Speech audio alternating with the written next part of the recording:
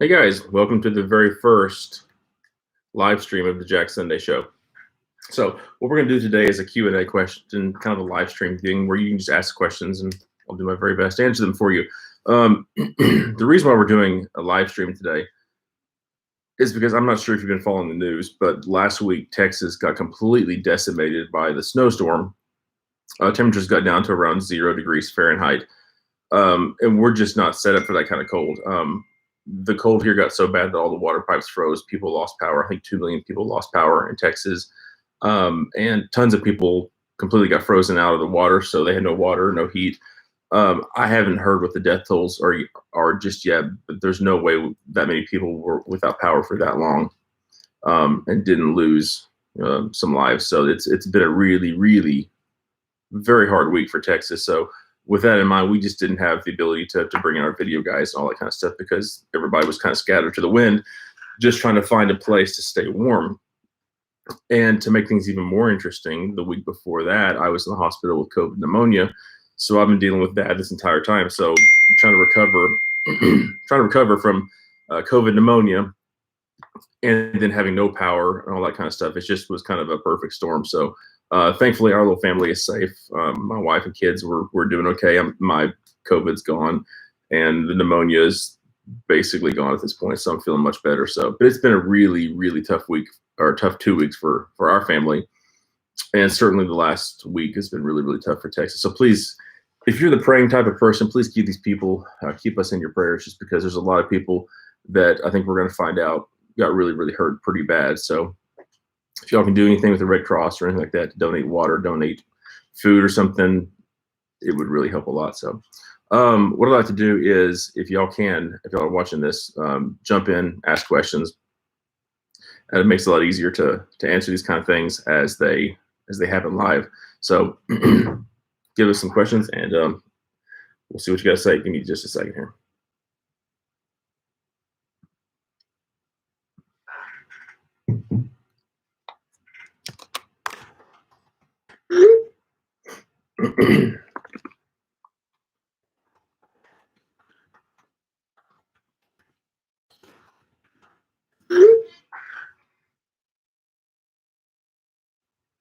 All right, so what I'm going to do is I've got some questions here that have already been sent in previously. Oh, hey, Edge of Breakup. What's up, buddy? How are you? One of our dearest and most loyal followers, Edge of Breakup. Go check out his channel. He's got some great stuff. Great playing, great demos. Edge of Breakup. Get some. All right, let me go to my other computer here. I've got emails and junk. I'm not trying to be rude and not look at you. I just have to look at two things at once. All righty. All right, Edge. Give me some questions. Come on. You need something to do here.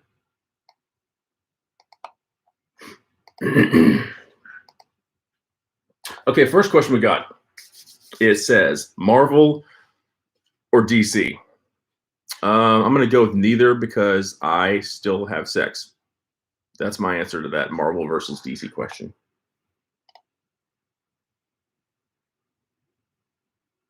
Here's another question. How does the Golden Boy differ from the Broken Arrow since they share the same clipping options? Good question. Fundamentally, they're massively different. The Broken Arrow came out first. It is straight up tube screamer based. It's a tube screamer with a 3-band active EQ, all the clipping diode options on the overdrive side, all the EQ options on the boost side, with our gain cycle feature. But the core platform is tube screamer. So some people love tube screamers. I think they're great. Some people hate them. I don't know why. I really don't understand it. People always say that, oh, the tube screamer has this mid bump thing going on. Like, sure does. And I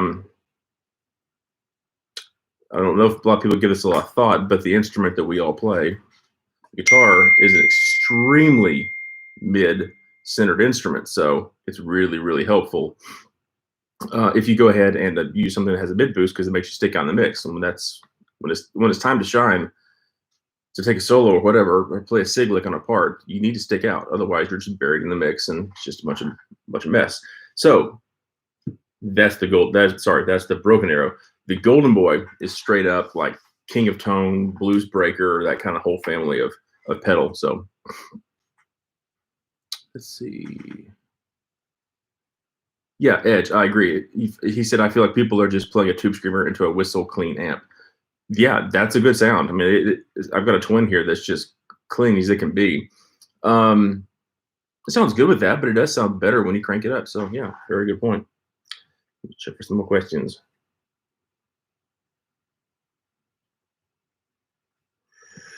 Let's see. What else we got here? So yeah, to kind of wrap that question up, Broken Arrow, Tube Screamer, Golden Boy, Blues Broker, King of Tone kind of thing. So, all right, Daniel, he knows the question. Speediest plugin for the Fuzz, man. I think that the modern Fuzz, certainly the modern Fuzz Deluxe, can get you the spitty thing going on. But if I was really trying to get that really gated kind of a thing, what I would do is I would take something like the Vintage Modern, Vintage Classic. I think what else? Even the Fuzz Page Mark II. I would take something like that and I would intentionally misbias it, because once you starve, I think you're starving the collector of voltage. That's when they start to really get spitty and weird. So yeah, you can go at it. You can try the Fuzz Modern. They can be kind of gnarly, but the three that I mentioned, those pedals, if you go ahead and misbias them, they'll get you into that weird, artifact territory of fuzz, where it's useful for its thing, but it's not, may not be your bread and butter fuzz sound. But for a part, for a certain song, yeah, it might be really great for as a really spitty, nasty fuzz. All right, so we got some people on. That's kind of cool. All right, Mark, did you have a question? Oh, sorry, I'm not trying to be ugly. I just missed it. Okay, Mark says, I love the look of the satellite amps, as do I. They're very cool.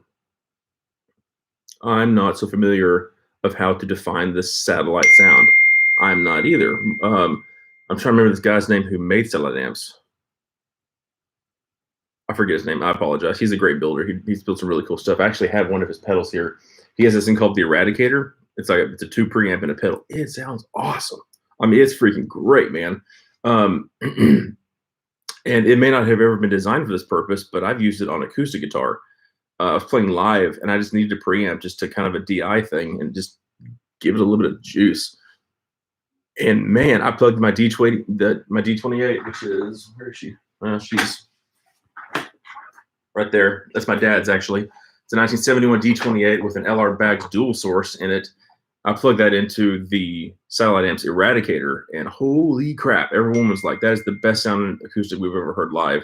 So if you've got one of, it's Adam, his name's Adam. If you've got one of his Eradicator pedals, it works great, of course, on electric guitar, but it works amazing on acoustic guitar. So cannot recommend it enough. All right, hopefully that answers your question, Mark. All right, Edge of Breakup says, do you feel like the Fuzz could take boost like the Prism Color Mode before it for a treble booster super? Yeah, I don't see why not. Because remember, so many of the pedals that we think of as completely unique circuits, they are their own thing. Let's talk specifically tone benders. Tone benders, if you break it down, it's basically a boost circuit in front of a fuzz face, which is cool, which is really cool, actually, because you can take something like the Fuzz that we used, you could run a Fuzz Classic, Fuzz Modern type circuit card in there, and then use your octave circuit, turn the blend all the way down so it's just a boost, and smash the front of that fuzz face. So now you'll have boost, fuzz face, tone bender. Kind of gives you a little 3-in-1 thing, so that's kind of fun. Hey, Josh Guthrie Media. Josh Guthrie is the guy that does our video channel for us. He does all our content for us and editing, and he's amazing at his job. He takes my ramblings and stuff and makes it sound good, Thank you, Josh. Yeah. Okay, Edge of Breakups has a sub question. I don't know if I signed up for sub questions, but here we go. Modular fuzz with vibe and wah before or after. Oh, that's tough, man. That's really tough. I actually would have to play with that a little bit. I know there's a lot of guys that are always univibe. before Fuzz. I'm typically a Fuzz first guy. And this is why I can't. The best part about a Fuzz is the whole cleanup thing where you roll your guitar's volume back. As soon as you put something before a Fuzz, you lose that kind of direct connection between your guitar and the fuzz face circuit. So that's a huge thing for me to give up. I try not to give that up under any circumstances, because that cleanup, that's 90% of what I want out of a fuzz face. Just because that, I mean, you get the, oh crap, I can't think of the name of the song. Is it like Riviera Paradise that Steve Ray Vaughan did? One of the songs that he did, or Little Wing or something, where it's super famous thing. And he's just riding the volume on his fuzz face the whole time. And it took me years to figure out that's what he was doing. That's why he had this clean that was just unearthly clean. If you give up that with a fuzz face, man, you're giving up a lot of what that thing can give you. So long story short, I would go fuzz, then wah, or no, wait, hang on. Actually, I'd go fuzz before Univibe, but wahs and filters in general typically sound best before overdrive. So wah first, but then you got to deal with the whole thing of the compatibility of wahs and fuzz faces. Did y'all see the pedal that just came out? Is the Benson fuzz? It sounds great. Have you seen the videos of it? It sounds really, really stinking great. And what he did was, like, I've seen this circuit before. It's basically a pickup emulator. So you take, I think I have one somewhere in the drawer, but basically you take a teeny tiny little transformer, about this big, the same kind of transformer you'd see in an Octavia kind of a clone. And he puts that, I'm assuming, I'm not going to say I know what he does because I haven't seen it and I haven't played it, but I think what he's doing, if it's the schematic that I've seen, is where you take that kind of a transformer and you put it before your fuzz face. And what it does is it makes your fuzz face eternally think of, it makes the fuzz face think that there's always a guitar pickup in front of it, which is that connection you've got to have to make the cleanup happen. It also lets you put buffers and wahs and univibes, all that kind of stuff, before the fuzz face and keep things intact. So it's a very clever circuit. If he's using it, I understand why he is. It's a very clever idea. All right, hopefully that answers that question. All right. Yes, Edge, up to the user, cool, either way. Yeah, just find your sound, flip it around. I mean, it's gonna take every bit of 30 seconds to flip it around. You'll find out which sounds better. Totally great call about the octave off, use the boost, indeed. John Cho, hello, John. He says, how have you guys been holding up in Texas? It's been rough, man. It's been really stinking rough. We were without power at my house here for about 3 days. And like I mentioned earlier, I was trying to recover from pneumonia or COVID pneumonia during all that. And that didn't seem like the best time for me to be freezing to death. So my wife and our kids, we hightailed it out to my dad's place out in Farmersville. He's like 2 hours away from us out in the country, in which it's crazy to think that the city loses power, but the country does great. So doesn't matter. We were blessed and we were very happy to get there safely. And we spent 3 nights there recovering, and I'm trying to, do my whole process. But yeah, thankfully I got better, got stronger out there, and we came back home. We came home on Wednesday night, so really early Thursday morning. So we've been here back in town since Thursday, and thankfully we haven't lost power since. So we have, that Nest app, the little thermostat that you can use and you can control with your phone. That's how we were able to decide, like, okay, well, the power, if I can get on my cell phone and talk to the Nest app, well, then that tells me there's power at the house. So that's how we figured out, okay, the power's been on for about 24 hours. The house temperature is 72 degrees, so let's give it a go. Let's see if we can get home. So yeah, but thank you for your question. I appreciate that. It's the whole COVID thing that I went through completely caught me off guard. It started off very, very mild, and it just beat the crap out of me. So ended up in the hospital over it. Terrible experience in the hospital.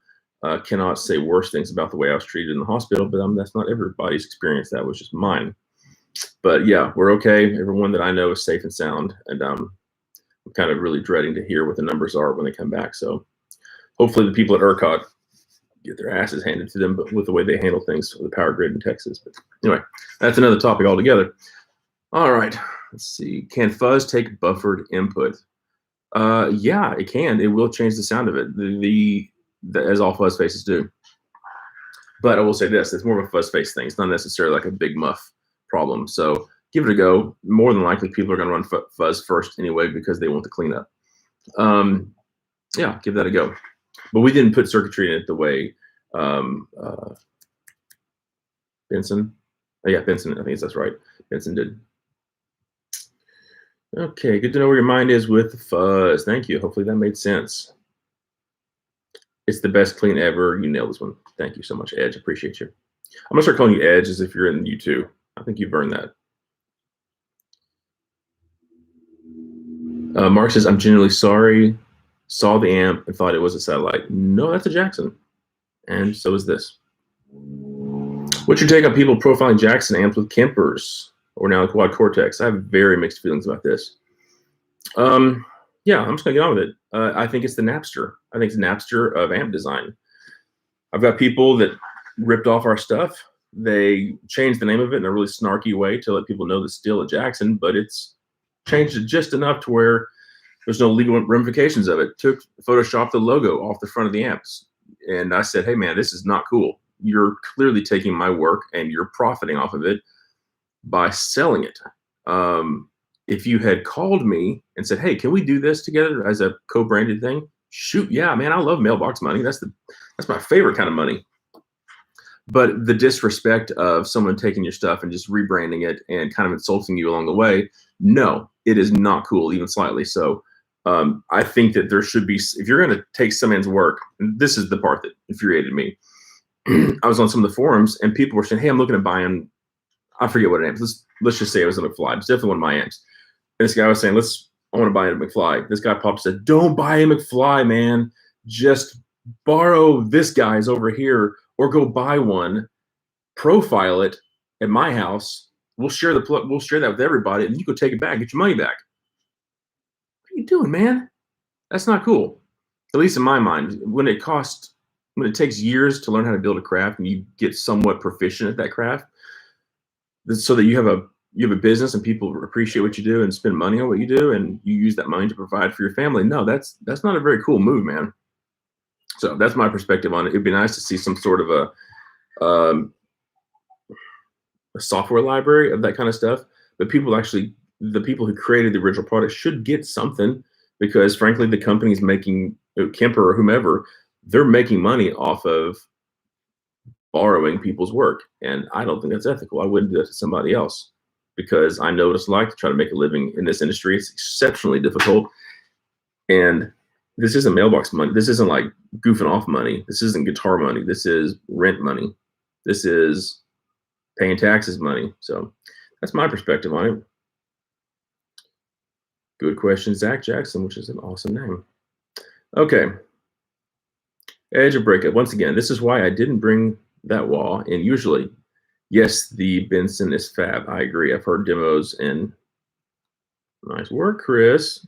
Kicking some ass, man. Okay. Yes, Chris is out of control. Actually, he's not out of control. He's the most calm person I've ever met in my entire life. If I ever have a complete freak out, I want to hang out with Chris because he will calm me down. Palehead, I'm glad you're feeling better, man. Thank you. I am feeling massively better. Lost a whole bunch of weight. So I lost like 20 pounds already. So, man, I think by like COVID 21, I'm going to be looking smoking hot. So looking forward to that. Josh Guthrie Media, my dear friend. What's the 335 behind you? This is worth talking about. Stand by.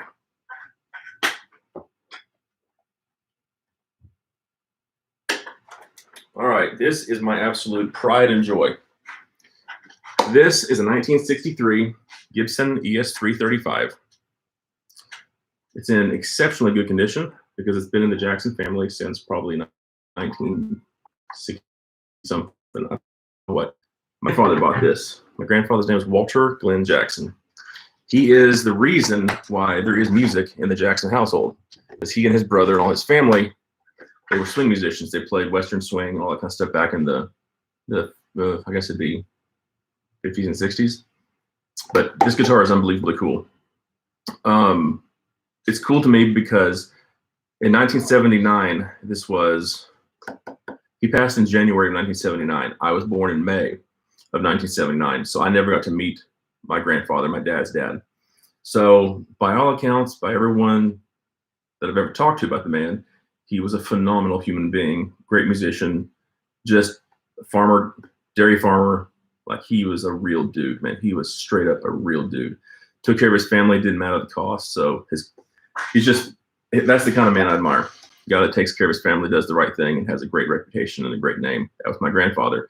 Well, he bought this guitar for $300. He bought this a 63 335 for $300, and that deal included a full stack, a Standell full stack amp. So this thing is absolute. I've told people I wouldn't take $1 million for it.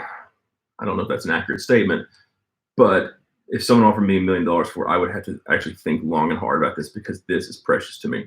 I never met the man, but every time I see this guitar, every time I hold this guitar, I think about the man that I never met, my grandfather. So as far as things in life, if the house ever caught on fire, this would go with me. I would run for this as fast as I could and get it out the window. But yeah, it's precious. It's as good as it looks, man. It is an absolute cherry. I've seen it go for obscene amounts of money at guitar shows, like this exact year, this exact finish, and this tailpiece. But it's absolutely beyond precious to me. So I feel exceptionally blessed to even have access to it.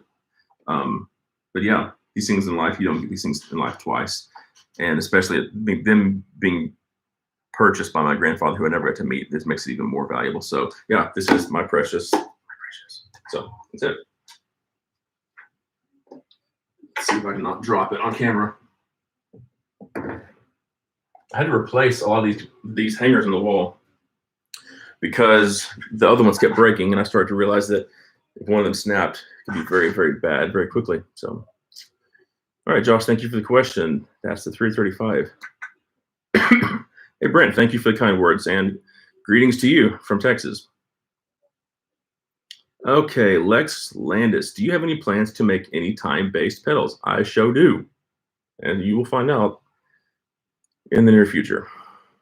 Been working on that for a long time now, and it is so good, it's scary. So completely new direction for pedals, and I'm just excited as I can be about it. So all right, that's the 92 project. That's a cool handle. Brad, there seems to be a gazillion pedal companies nowadays. That's a fact.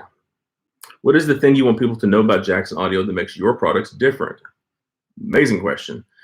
When Juan and I started Jackson Audio, it was actually the three of us, me, Juan, and Nigel Hendroff. We thought the exact same thing. We thought this is a really saturated market. Thankfully, we had the amps we had built to kind of kick us into the industry. If we hadn't had that, it'd been a much harder go of it to try to break into the industry and make a name for yourself. But thankfully, we had that to ride on. We had a reputation, we built good stuff, and people knew it. And so when we said, hey, we start a pedal company, the doors opened a lot easier than they would have normally, just because we had a bit of a reputation.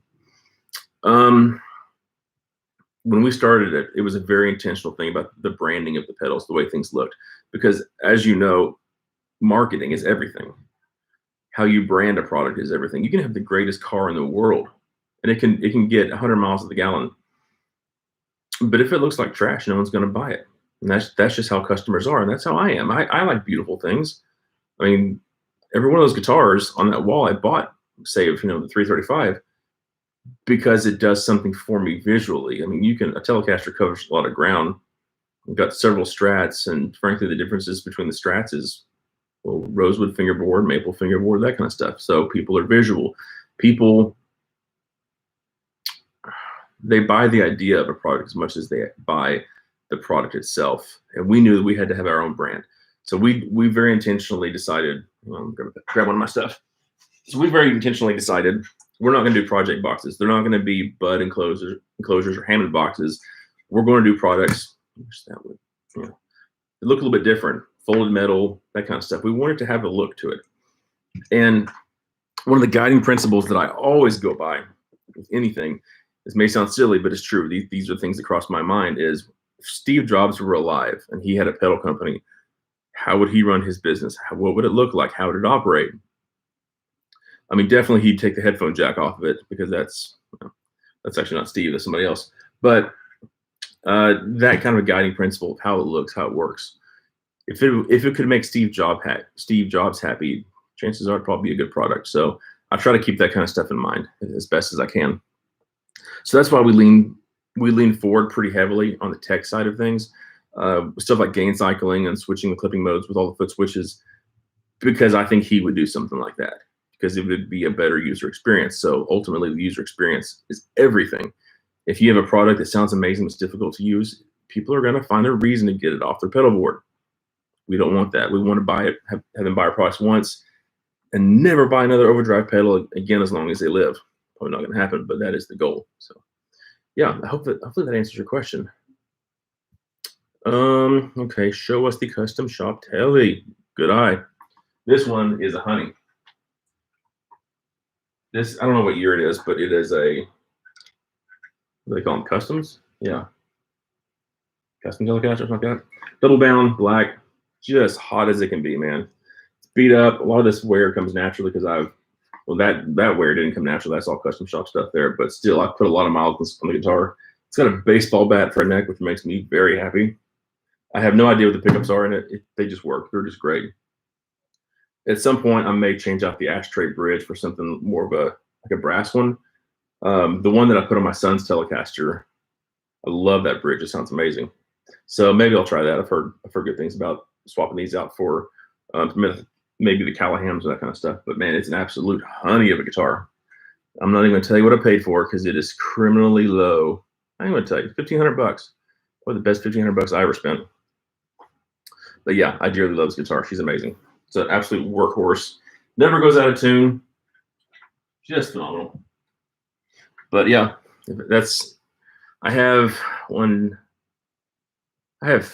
two tellies now. I gave my son my very first guitar, and that was one of the best moments of my life. But I have an Anderson telly that I had for at least 20 years, and that guitar is awesome. But that guitar there, that's just got the mojo, man. Like, it's, again, unfortunately, guitar players spend a lot of time listening with their eyes, and there's certain guitars that I'll pick up because I think they're hot as hell.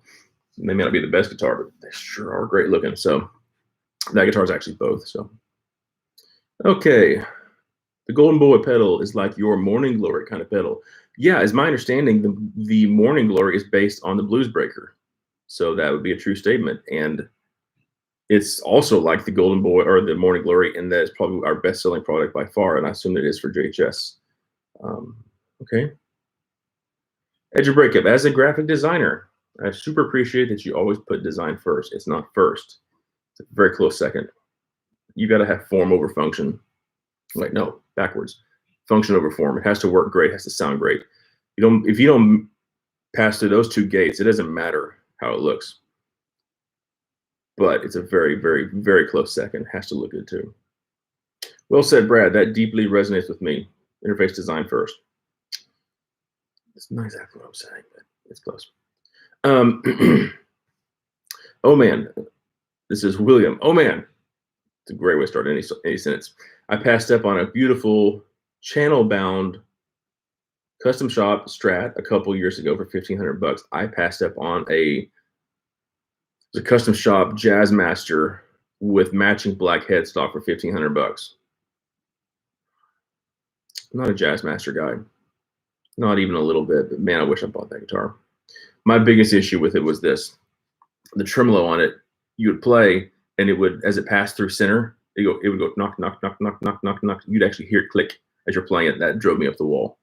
I think that I want to say Mastery. Is it Mastery Bridges?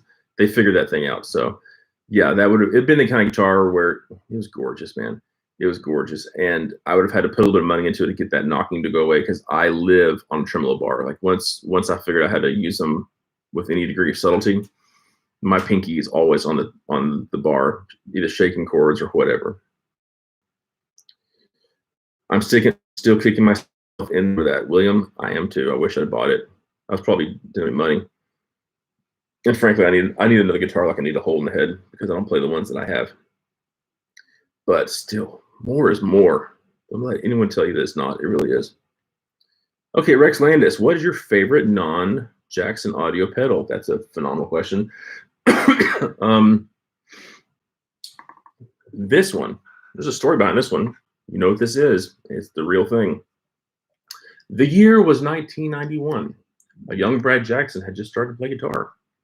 And my parents are huge garage sailors. They always were. And so my brother and I were at a garage sale with my parents, and I think it was 91. We had just started playing guitar, started goofing with it. We saw this. We had no idea what it was on the table. but we knew we could afford it because it said $1 on the sticker. We didn't know what a tube screamer was, but we knew that it had something to do with guitar because quarter-inch jacks, that looks like something that you might use with a guitar. So my brother and I bought it. Actually, he bought it for $1. Took it home, played with it. Okay, that sounds cool. Went to a guitar show the next month, saw it for $800. And we started kind of learning that Stevie Ray drove the price of these things through the roof. So this is an original tube screamer that I picked up for $1 at a garage sale. Can you believe it? So yeah, this one, my brother was very kind. He actually gave me this guitar a couple of years back. He was going to sell it and like cash out on it. And I begged him, please don't just take the cash grab. This means something to me. Because in our family, I'm the guitar player. He plays guitar, but he also plays bass and keyboards and that kind of stuff. All I play is guitar, and this thing's been on my board for I'm close to 30 years. That's pretty accurate, about 30 years. So he was going to sell it. I was like, I begged him not to, and he was super cool. I was like, you know what, just keep it. It's not worth doing to you what it's going to do to you to sell this thing. So he was nice about that. Anyway, so it's mine now. And it's the cheapest thing we ever bought and probably the most expensive thing we ever bought. So yeah, the original tube screamer sounds great, man. This is probably why I am such a fan of tube screamers, because I spent my entire life playing one. And you learn that you can run them as a boost. You can run them as a really heavy overdrive. You can run them any which number of way. They're just a great pedal. It's really going to be hard to beat this one as far as in the pantheon of pedals. How do you top a tube screamer? And certainly, how do you top one that you paid $1 for? So this one and that guitar right there, they've seen a lot of miles together, and I'm very proud of both of them. So yeah, that would probably be my favorite. You know, there's other things I dearly love. Klons. Holy crap, that's a good pedal. And that pedal is not hype. I mean, you're paying $7,000 for a pedal. I don't know. I've always found the really great notes make up for any deficiencies in tone. But Klons are amazing. They're not, if you get them for a reasonable price, or you get a clone of one or whatever, they are a magic thing. They're a beautiful thing. And it's because that mid thing, I think they're dialed in about 800 hertz on the mid. And it just works, man. That's just where the guitar wants to stick out. And it just, man, it sounds like classic rock when you do it. So I'm trying to think of anything else. Tell you what, I got something over there. I got this recently. This is kind of cool.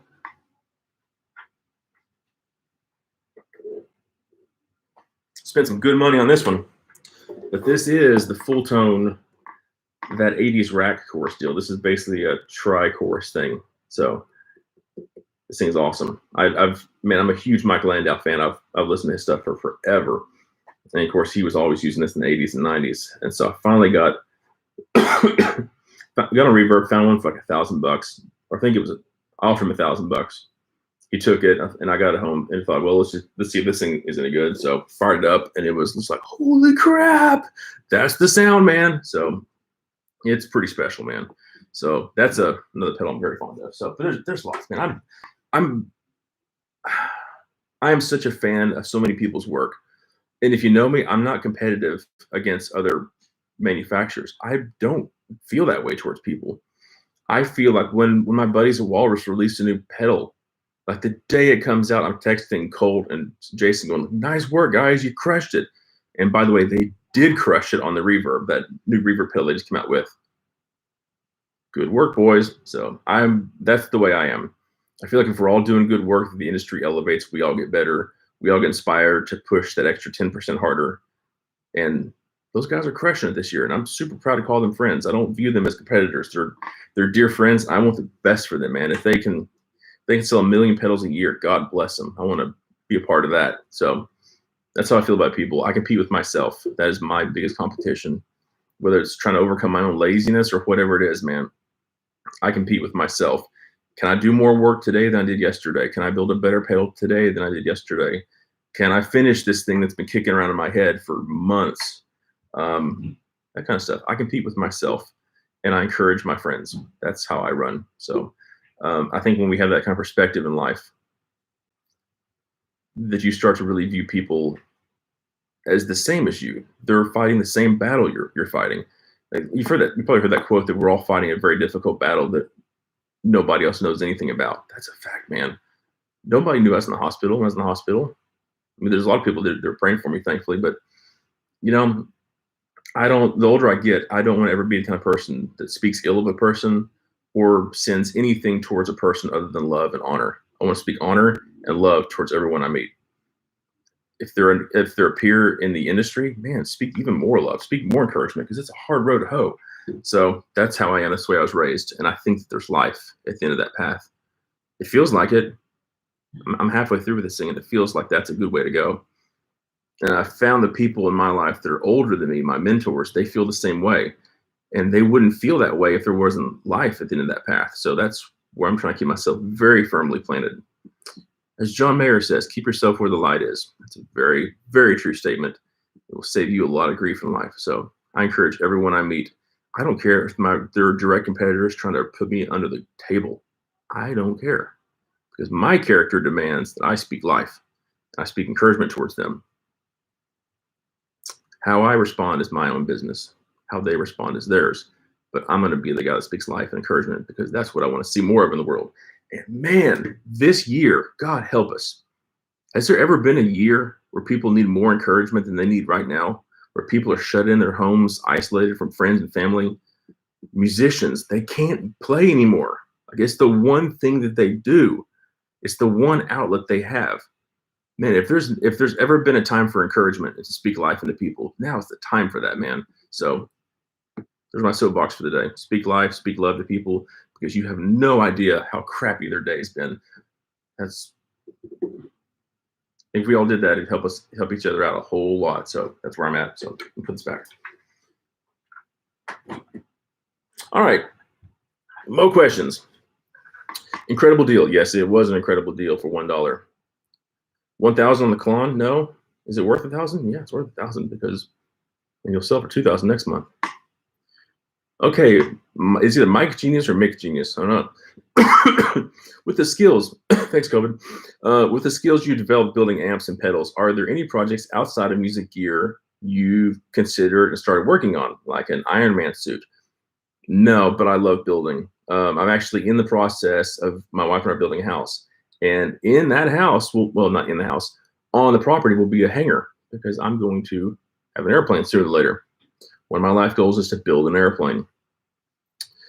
Yeah, and in that hangar will be a shop and all kinds of fun toys just to build with, because I love building. That's life-giving to me. So maybe not Iron Man suit, but something stupid. I'll build something stupid, guaranteed. Are you still building this seed? Sorry, David Fernandez. Are you still building amplifiers? No, not at the moment. We're not.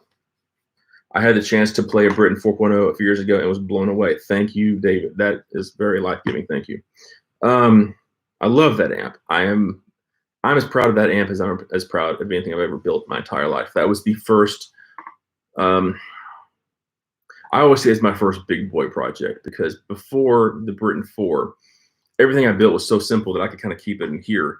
I could, remember the schematic pretty easily. The Britain 4 was a totally different animal. I actually had to, I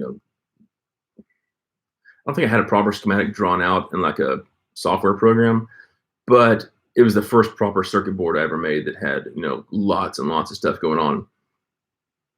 And yeah, what's crazy is the very first version of it, like the very first prototype, like 0.1 prototype, it worked, and it worked great. So that was cool. But yeah, I'm super proud of that amp. I think it's a marvelous thing. And man, I still see them everywhere, and I love that. It's very gratifying to, like, I just saw one on, that guy, Jack Conte. I think he is the CEO of Patreon, but if he is who I think he is he the guy that's in Pomplamoose with that other girl? They do all the cool covers. I think that's him. There's a picture of them in the offices at Patreon, and in the background, one of my kids, I think it's been for. Cool. Love that kind of stuff. So answer your question, no, we're not. We might, again, like, the amps are going to come back, but right now, pedals, we're making money with this. We're actually growing the business. There's a huge future here. We can scale this. I took amps as far as I could go, in a year's time, building as many as I could, and it still was not very profitable, to be very frank. And it's just something we realized, we can't scale this. We can't grow this any bigger than it is. And so you can't scale it, you can't grow it. The unfortunate reality is that you're actually dying. So if you can't grow something, you're dying. So that's kind of how that was. Oh, Josh, thank you so much. Yeah, I guess Josh is trying to say that Conti is the guy from Pamplemousse. Yeah, which I love Pamplemousse. There's some of the coolest stuff I've ever heard. Okay. Nipple worship. Is that right? No. Nipple? No. You might change your handle. It looks like nipple worship. NTPL worship? All right. Here's a question. Maybe a Jackson Audio simple tube screamer take. I bet you can blow the other takes out of the water. We did. It's called the Broken Arrow. It's a tube screamer, but it does a whole lot more. But you don't have to mess with it if you don't want to mess with it. Turn it off and on. It'll do that. You don't use MIDI. You don't. It just works great. Okay, Jesse Hopkins. Hello, Jesse. Love the tri-core sound, as do I, buddy. Would love to get my hands on one of those full-tone units eventually. It's great. Can't speak highly enough. You will never be able to afford the real thing, but the full-tone one sounds really, really great. And I think the guy maybe wanted like $1,200 and said, I'll give you $1,000 for it. He was cool, took it. So you're going to be into it for $1,000. Would love to get my hands on one of those full-tone units eventually. I use a Dimension C pretty much always on. That's a great pedal.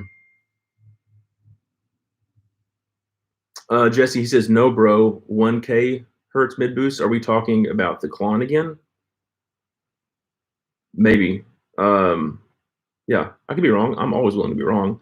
I've been married long enough to know that I can be wrong about any number of things at any time. So I've gotten really used to that. So, all right, that's all the questions, guys. If you got more questions, hit me up, please. Like, let's keep this party going. Let me look into my stash of questions and see if I can kick something out real quick. While I'm doing this, if you have something to say, please jump in. Daniel Newell, any new pedals coming out? No, we're done. We have lots of stuff coming out. It's just a matter of timing. Timing is everything in life. Timing is everything in business and relationships. Yeah, marriage will teach you that too. Yeah, we've got products that are done, sitting on the shelf ready to go, but it's just not the right time. So, which is a great place to be in, because there's been seasons where it's a matter of, okay, crap, this pedal's slowing down in sales. Let's get another pedal out as fast as we can. Yeah, that's not a very fun place to be, because everything suffers when you do that kind of stuff. Your marketing suffers, your people suffer because you're working them like dogs trying to get product out the door on time just to stay in business. That's not a fun place to be. So when things are good, that's a good time to get to work on something else and get something in production. So it's nice to always have 500 units of something new sitting on the shelf at any one time. Have the marketing done in your hip pocket. You got videos done, ready to go, so that whenever you feel like the time's right, you just basically hit the launch button and you're back in business again. So it's always about timing. Everything's about timing. So, and you can have the right product at the wrong time, man. Have you ever thought about that? Some people release products that are phenomenal products, but either the industry is not ready for it, or it was too late, or maybe chorus pedals are the cool thing right now, and you're trying to do something that a tremolo pedal. Maybe people don't care about tremolo right now. There's always kind of a gentle cycle in the industry about what's popular and what's, what people want to see. So you got to be half profit and try to figure that kind of stuff out. All right. Let's see. Here's a question. Who is the GOAT?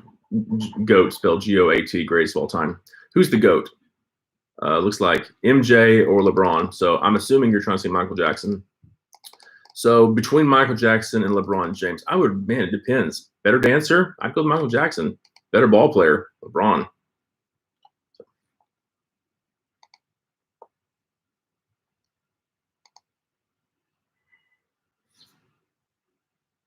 Daniel Newer, you're very welcome, man. Happy to help. Thank you for being a part of this. I really appreciate it. All right. I think it's about time to wrap this up. It's been about 45 minutes. Nipple Worship says, definitely going to look into the Broken Arrow now. Thanks. NTPL means nations, tribes, peoples, languages. I'm just messing with you. I'm sorry. When I first saw it, it looked like NIPL. And I'm sorry. I'm half pervert, so please forgive me. I wasn't trying to be offensive or mess with you. I just thought it was funny. 92 Project. Brad, just wanted to note how amazing you guys were when my Bloom version 2 needed service recently. Your customer service is really world-class. Very impressive. Thank you. We work very hard. We have a guy named Ben Valance. He runs our pick and place machines for us, but he also does customer service. And he is as passionate about customer service as he is about everything else he does in life. He's amazing. And when you find those people that love your customers as much as you do. You hold on to them for dear life, and Ben is one of those guys. So any credit that I can take for that, I very happily redirect towards Ben, and he takes great care of our people. So thank you, Ben, and thank you, 92 Project, for the kind words. All right. Let's see. All right, listen, I think this is a good question to probably lead up on. It says, would you rather fight against a duck the size of a horse or 100 horses the size of a duck? These are the kind of questions people ask us, and yeah. Man, I don't know, man. I feel like fighting against a horse or a duck that's the size of a horse could be pretty overwhelming. Like fighting a centaur or something like that with wings. It's crazy. Or 100 horses the size of a duck, man. It depends. I mean, these things always depend. What am I armed with? Shotgun? I feel like with a shotgun, I could take care of 100 horses the size of a duck, but I would need something bigger to fight a duck the size of a horse. So you got to give me more information on that one, man. That's just, it's way too open-ended, and frankly, I'm really fascinated by that. I'd like to walk down that road and really explore that. So, all right, guys, that's enough for today. The Jack Sunday Show is officially closed. Thank you for all your questions, all your time and consideration. We sincerely love this. Thank you for being a part of it. It is too much fun to hang out with you guys and just answer questions and talk shop, because that's all we do at the shop is talk shop. So this is just an extension of that. So guys, take care of yourself. Be good to yourself. Have a wonderful day. Stay safe. If the weather's crazy where you are, please stay in and please stay safe. We will talk to you next Sunday when we resume a normal version of the Jack Sunday Show, a proper video. I'm already looking forward to it, guys. It's a very life-giving, fun thing for me. So thank you all. Have an awesome day. God bless.